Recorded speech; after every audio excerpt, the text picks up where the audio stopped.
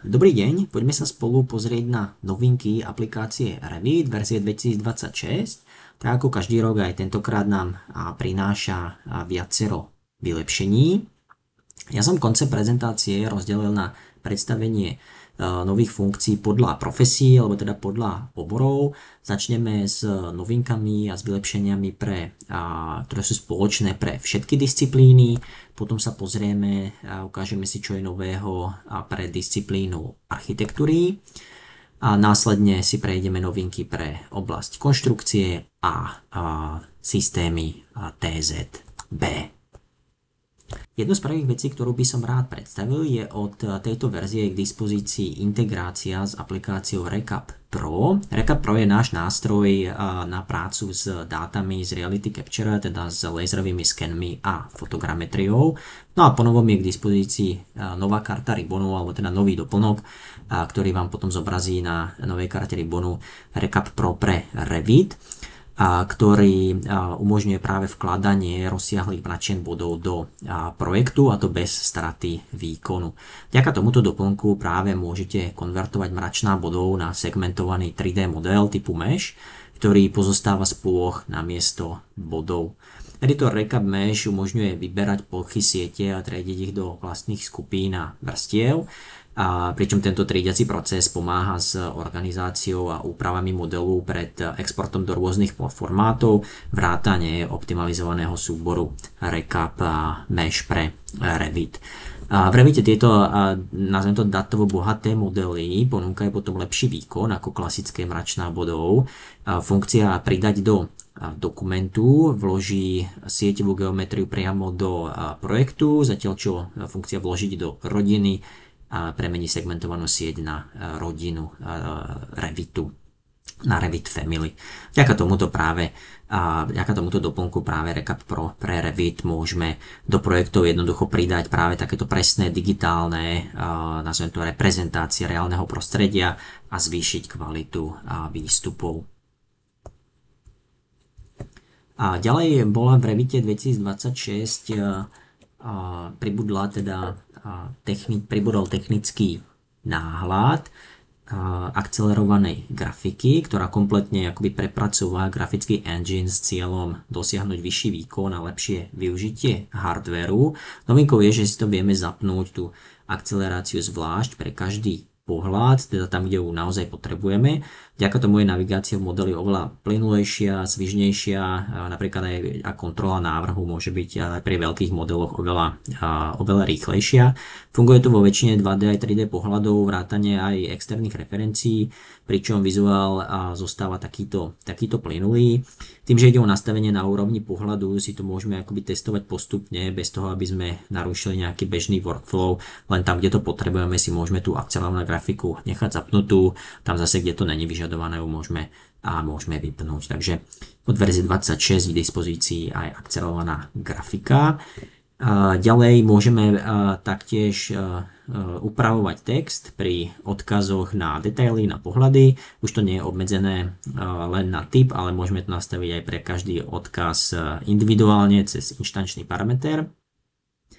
Pribudla aj možnosť zadať vlastný text pre každý odkaz a zároveň aj predvolený text, ktorý sa použije automaticky.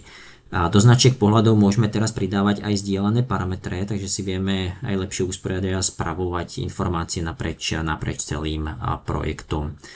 Ďalej len drobnosť, už je možné nastaviť na výkrese vlastný text pre mierku, čiže ak sú na jednom výkrese teda viaceré pohľady s rôznymi merítkami, tak si môžeme tú hodnotu toho parametra podľa potreby prepísať. Tento parameter inak podporuje len text, nie číselné hodnoty.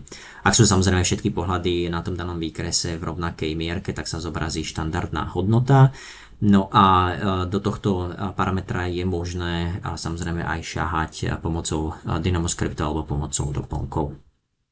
Ďalej bolo tiež výrazne vylepšené chovanie modelu koordinácie. A nové funkcie sú teraz dostupné aj práve v týchto koordinačných modeloch, kde máme takú presnejšiu kontrolu nad tým, ktoré kategórie modelov sú viditeľné, aké farby sa im zobrazujú v pohľadoch. alebo teda akou farbou ich môžeme nastaviť v pohľadoch. Medzi vylepšenia patrí takisto aj možnosť skryť alebo zobraziť objekty koordinačného modelu a trochu tak zlepšiť tú komunikáciu, spoluprácu vďaka takýmto, nazvem to, vizuálnym rozdielom. A ďalšou novinkou je vylepšenia v správe pripojených súborov. Na pások kariet na správe na karte vložiť došlo k zmene umiestnenia ikony správovať pripojení nástroja správce pripojených súborov.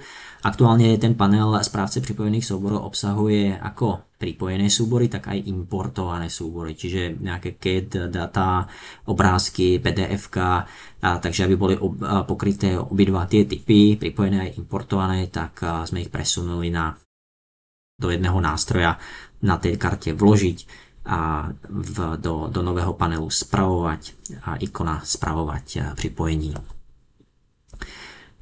Táto novinka preskočenie vytváření záložných zložiek referencií mení spôsob, akým Revit načítava prepojené modely s aktivovanou tou službou worksharing, alebo teda so zapnutým zdieľaním. Predtým sa pri každom načítaní automaticky vytvárala záložná zložka, aj keď som ten odkaz vôbec ako neupravoval. Teraz sa tie zložky nevytvárajú zbytočne, což samozrejme šetrí miesto, hlavne pri jednoduchých operáciách. No a je to fajn aj najmä tam, kde majú používateľe obmedzené práva, napríklad keď používajú desktop konektor len na prezeranie a stiahovanie, takže je to možné po novom takto aj pomocou konfiguračného súboru revit.ini vypnúť a zapnúť podľa potreby.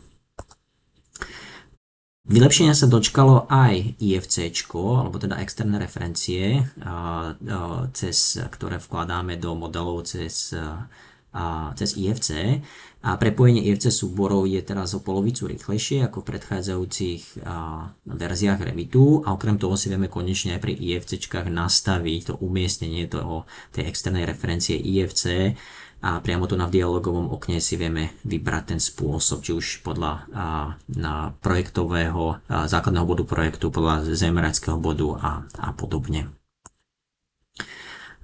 Vylepšenia sa dočkala aj aplikácia Dynamo, aktuálne v 2026 Revite so značením 3.4.1, kde správca balíčkov obsahuje už informácie o kompatibilite verzií, máme tam k dispozícii aj nové balíčky a viacej informácií priamo len o tejto verzii Dynamo sú potom k dispozícii pomocou tohto QR kódu, ktorý som dal do pravej hornej časti tohto slajdu.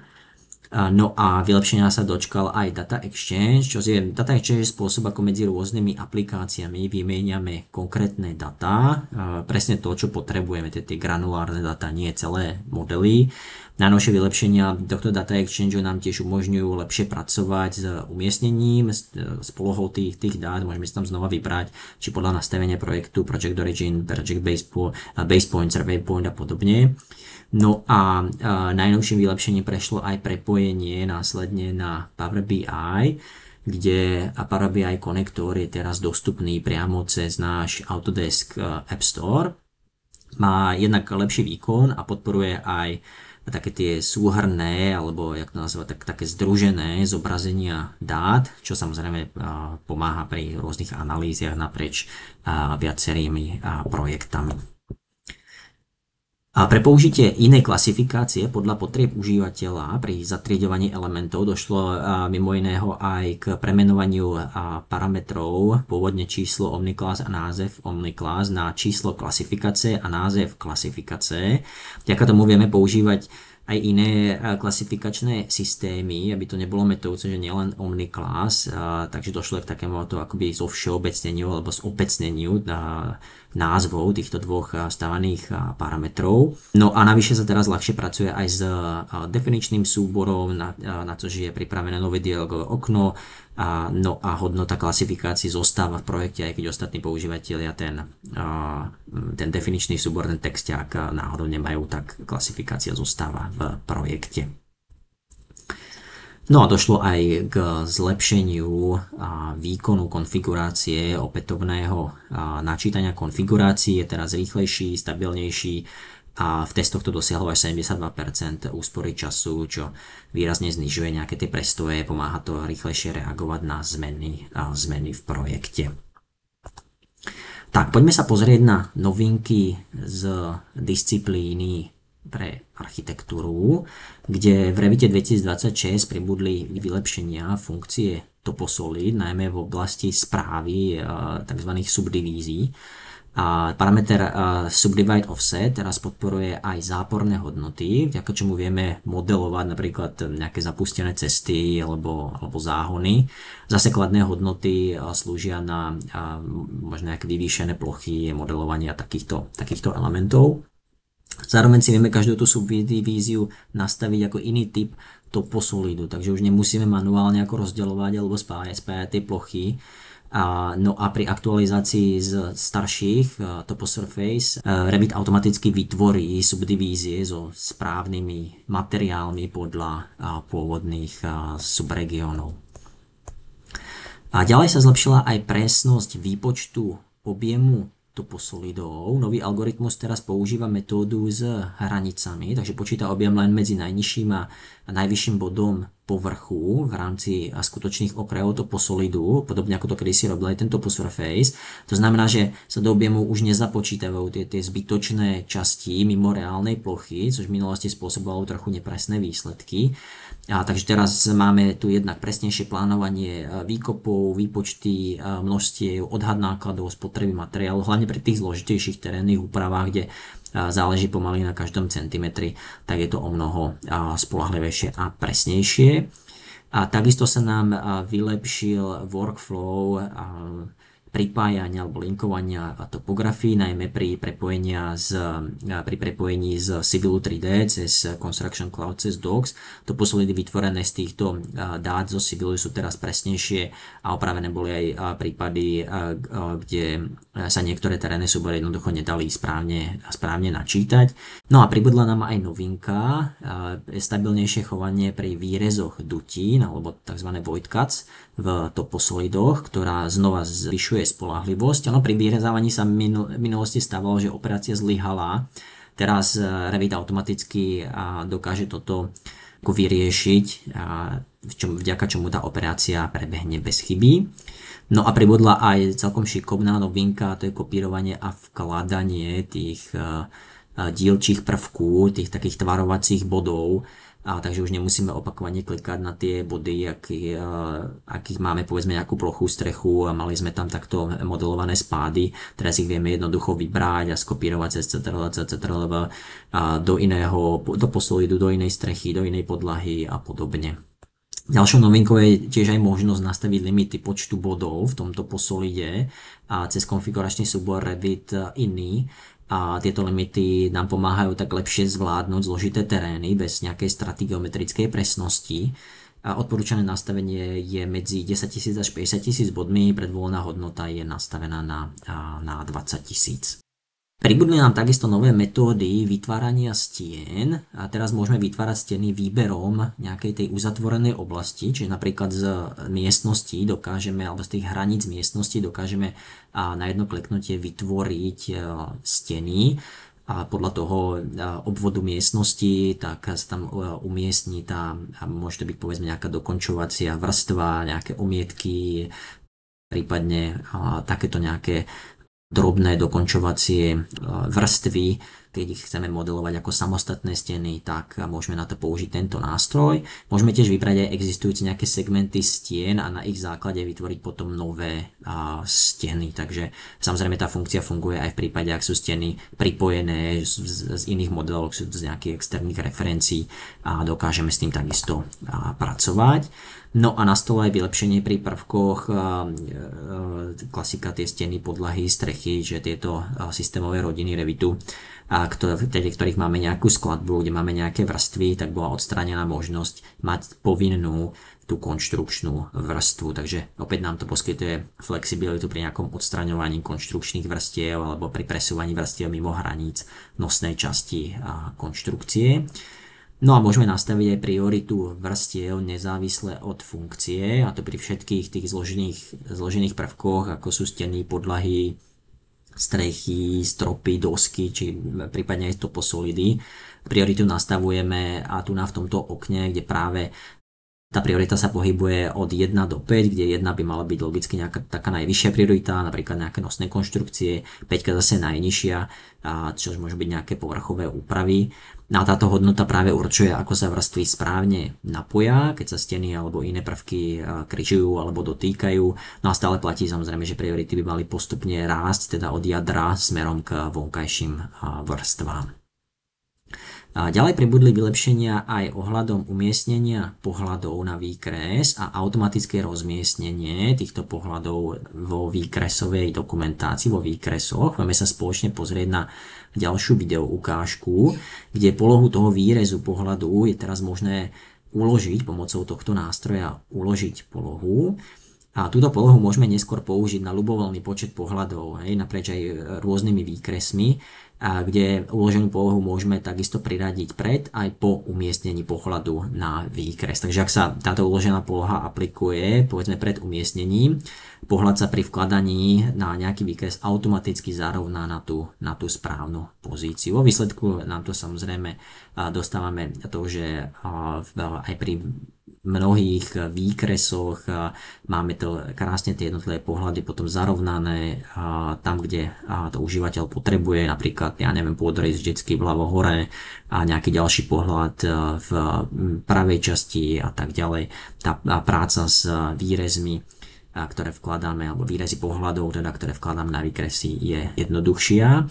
Došlo aj k vylepšeniu výkazov pre tie zoznamy výkresov, a to konkrétne parametre merítko, šírka výkresu, výška výkresu sú ponovom dostupné. Takisto aj tie vstávané a zdieľané parametre a kategórií rohových razítok je možné zahrnúť do výkazov a zdieľané parametry v rohových razítkach sa chovajú ako ostatné kategórie rodín, takže nemusia byť viazané na projekt. No a aktualizácie sa dočkal aj Autodesk Insight, ktorý je teraz súčasťou Revitu. Nová generácia Autodesk Insight používa práve pokročilé simulácie, ktoré nám ukazujú, ako si budova vedie napríklad ohľadom spotreby energií, ohľadom uhlíkovej stopy, nejaké denné osvetlenie, či potrebu nejakého kúrenia alebo chladenia. Novinkou je aj modul, volá sa to Carbon Insight, ktorý nám pomáha akoby pozrieť sa na vplyv rôznych systémov v návaznosti na nejakú uhlíkovú stopu, porovnať si tam možnosti a podobne.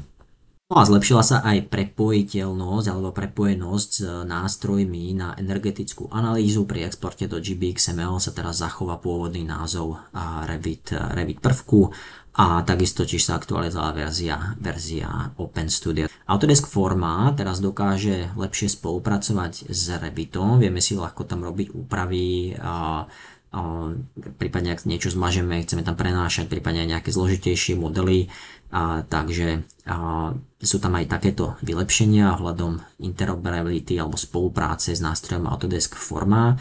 A viac info nájdete potom cez ten QR kód, ktorý som umiestnil do pravej hornej časti tohto slajdu.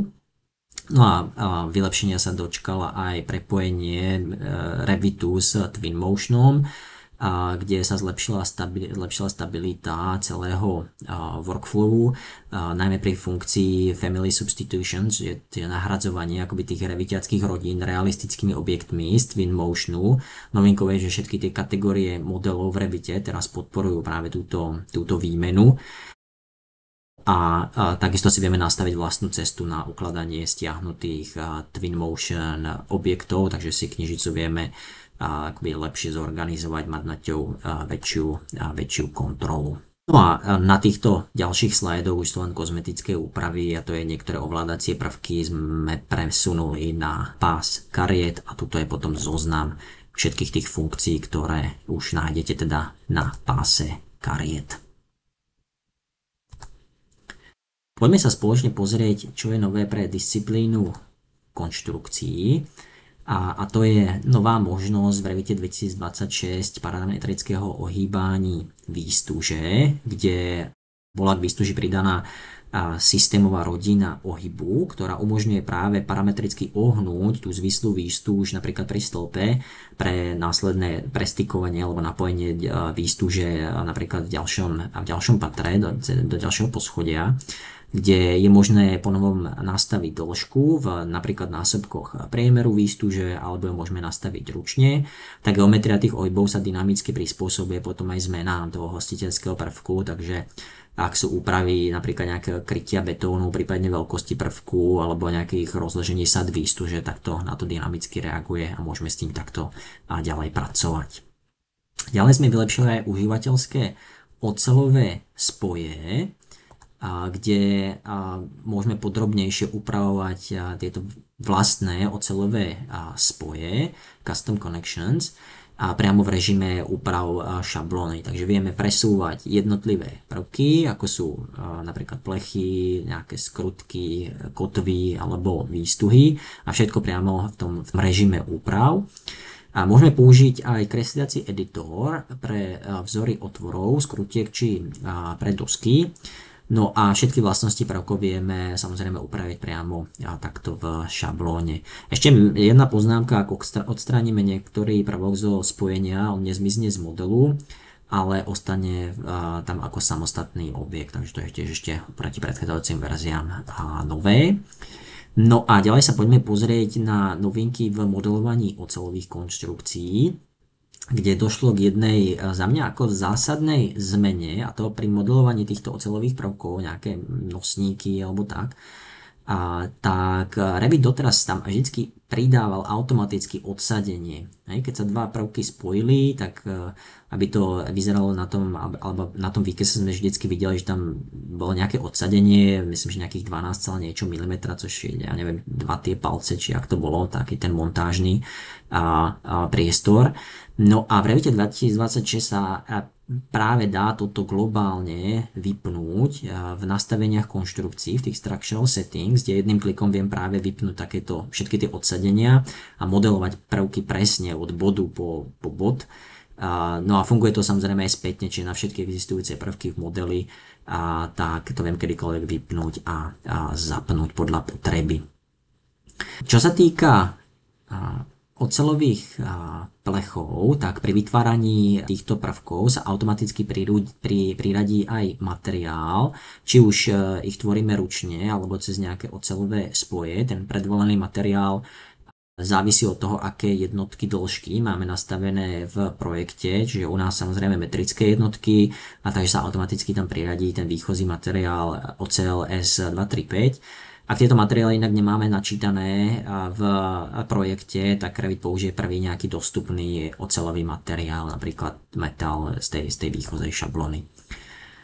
No a máme tam aj nové parametre pre oceľové konštrukčné prvky, a to plocha náteru a presná hmotnosť. A plocha náteru samozrejme určuje nejakú tú plochu povrchu na natieranie a presná hmotnosť vypočíta zase nejakú tú presnú hmotnosť prvku. Takže tieto dva nové parametre sú tam už k dispozícii. Takisto nová funkcia zobraziť orientácii na začiatku a na konci pri prútoch, pri výstuži, kde nám to umožňuje či už v 2D alebo v 3D jasne vidieť ten smer výstuže, takže môžeme podľa toho lepšie kontrolovať nejaké správne umiestnenie, povedzme hákov alebo zakončenia alebo nejakých ohybov výstuže.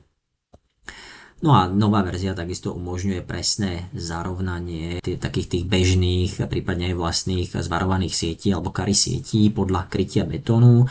Čiže pri prechode napríklad z prednastavených nejakých výstuží na kary siete si to takisto aj zachováva tú návrhovú logiku, ktorý smer bol nastavený ako nosný alebo ten primárny, tak podľa toho sa chovajú aj tie kary siete. No a takisto bola rozšírená podpora národných návrhových noriem, vrátanie nových verzií Eurokódu, boli tam zahrnuté aj nové kombinácie zaťažení podľa EN a pravidla pre seismickú analýzu a tak ďalej. Zoznam je tu znázornený na tomto slajde v tejto ľavej časti, akých všetkých noriem sa to týka. Poďme sa spoločne pozrieť ešte na novinky pre disciplínu TZB, kde boli vylepšené systémové zóny, alebo teda tie zóny, ktoré sa predovšetkým používajú pre vzduchotechniku. A v Revite 2026 sa to zónovanie pre vzduchotechniku, by som to povedal, zjednodušilo, pretože sme spojili doterajšie objekty VZT zóny a systémové zóny do jedného. A v praxi to znamená, že teraz môžeme teda zónu vytvoriť buď pomocou náčrtu, alebo pomocou tých jednotlivých spájania tých jednotlivých prostorov, tých spaces. Zároveň máme k dispozícii aj ďalšie rozšírené vlastnosti. Takže hlavne pri návrhu zón pre vzduchotechniku máme teraz oveľa viac flexibility v novom Revite 2026. Pribudla aj podpora pre viacžilové káble. Revit doteraz fungoval hlavne podľa americkej normy, kde sa veľkosť vodiča priradzovala automaticky podľa hodnoty ističa. Teraz ale máme nad tým plnú kontrolu, takže užívateľ môže si nastaviť sám veľkosť aj typ kábla. Takže užívateľ si môže nastaviť sám veľkosť a typ kábla podľa potreby. Ďalej pribudli nové možnosti pre triedenie, zoskupovanie, filtrovanie vo výkazoch rozvádzačov. Vieme triediť aj podľa názvu výkazu, prípadne podľa ďalších parametrov. Podporované sú aj projektové a zdieľané parametre, ktoré vieme použiť na organizáciu tých výkazov a podobne. Pribudla aj možnosť nastaviť spôsob výpočtu zdanlivého výkonu pre elektrické analytické prvky. A zjednotilo sa aj zobrazovanie kategórií TZB ako zásobovanie, lekárske vybavení, požiarní ochrana, audiovizuálne zařízení a značení. Tieto rodiny sa teraz po odolise zobrazujú rovnako ako ostatné TZB prvky, a to bez ohľadu na výšku voči reznej rovine. A už sa teda nezobrazujú ako nejaký podklad, ako halftone, ako to bolo v pôvodných verziách, v starších verziách teda, ale normálne ako aktívne prvky. No a ohľadom vylepšení, čo sa týka tlakových strát, výpočtu tlakových strát, práca so stratovým koeficientom a podobne, tak teraz vieme prepísať hodnotu tej tlakovej straty, prípadne hodnotu stratového koeficientu nejakou vlastnou hodnotou. Pribudli aj dynamo uzly, vďaka ktorým si vieme vytvoriť vlastné výpočtové postupy a automatizovať tento workflow podľa našich zvyklostí. Takže predovšetkým pre náš región, čo sa týka výpočtu tých tlakových strát, môžeme teraz prispôsobiť tie výpočty podľa našich požiadaviek, upraviť si prípadne ten stratový koeficient podľa potreby. A na základe neho samozrejme potom to vyráta tú tlakovú stratu. No a v 2026 máme aj v TZB Content Editore vylepšený náhľad pre konektory, takže ešte pred vložením toho prvku do modulu si vieme skontrolovať aj jeho geometriu, vidíme presnú pozíciu, teda začiatok toho konektora, nejaké body prechytávania, vieme si takisto z náhľadu vytvoriť mini obrázok, ktorý potom uľahčuje nejaké vizuálne rozpoznanie potom v tom tabuľkovom prehľade. Tak, to bolo z mojej strany všetko, takže nech sa páči, ak máte nejaké otázky, tak sa môžeme na to pozrieť.